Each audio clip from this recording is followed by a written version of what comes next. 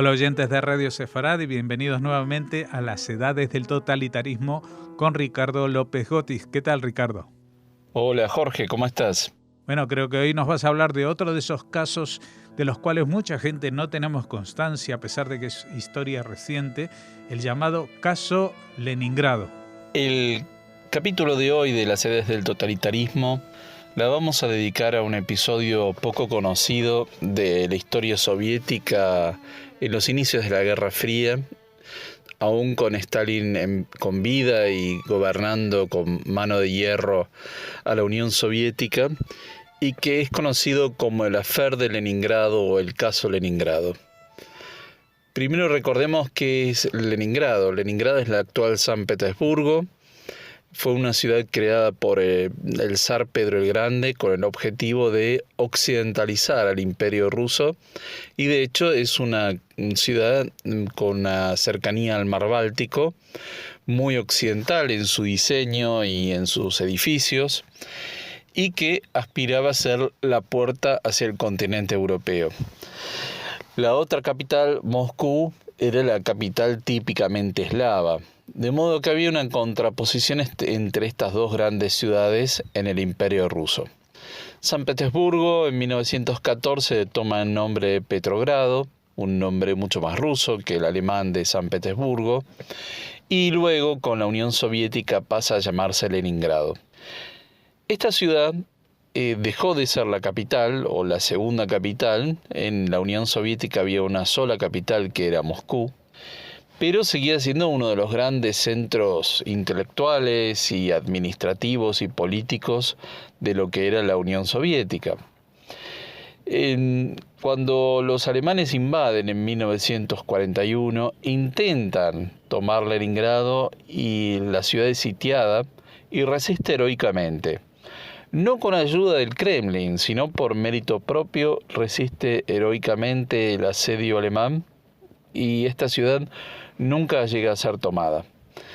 Esto le da a Leningrado y a sus habitantes un gran orgullo nacional y patriótico, que tengamos en cuenta que la Segunda Guerra Mundial no es denominada así por los rusos ni por los soviéticos, sino como la Gran Guerra Patriótica. De modo que el ejemplo en Leningrado era muy útil para mostrar esa capacidad de resistencia de los rusos ante la invasión alemana. Lo que va a ocurrir es que después de la muerte de Zhdanov, de quien hablamos en el capítulo anterior, Stalin va a desconfiar de toda la élite política de Leningrado. ¿Y esto a qué se debía? En Leningrado no solo había una élite política considerable, con miembros muy capaces y que se habían legitimado por su capacidad de resistencia ante la invasión alemana, sino que también habían tomado muchas medidas de carácter autónomo que hicieron que Stalin los viera como posibles rivales.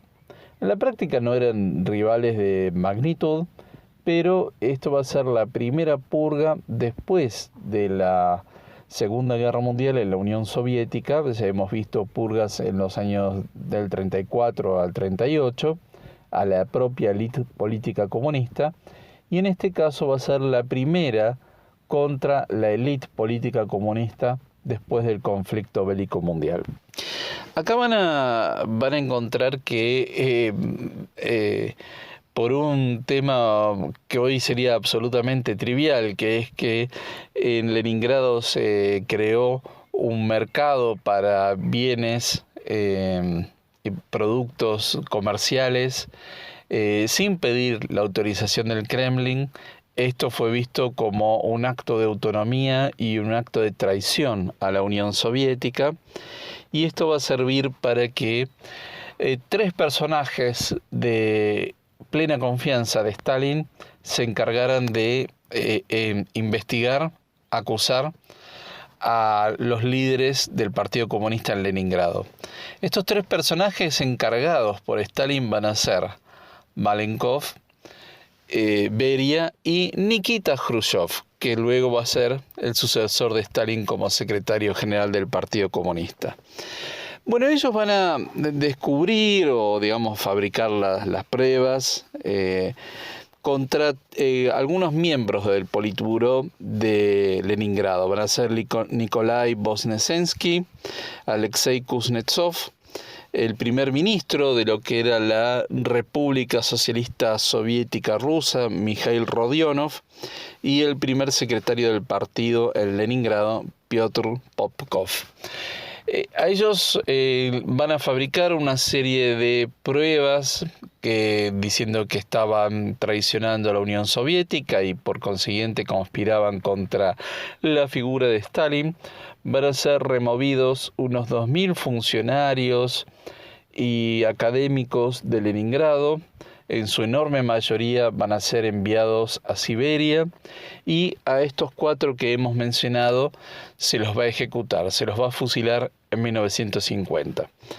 Acá vamos a ver entonces una vez más que Stalin utiliza todos los mecanismos posibles, sin ningún tipo de límite a su poder, para ir eliminando a todos los rivales que él entendía que podía encontrar en su camino, y en este caso va a ser la cúpula del partido en Leningrado, y que van a ir anticipando otras purgas que va a ir planeando hacia el final de su vida, entre los años 50 y 53.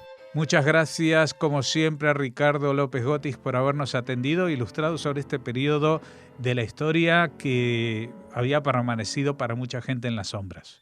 Muchas gracias, y nos volvemos a encontrar la próxima semana con otro capítulo de Las Edades del Totalitarismo. Muchas gracias a la audiencia de Radio Sefarad por acompañarnos cada semana. Hasta la próxima.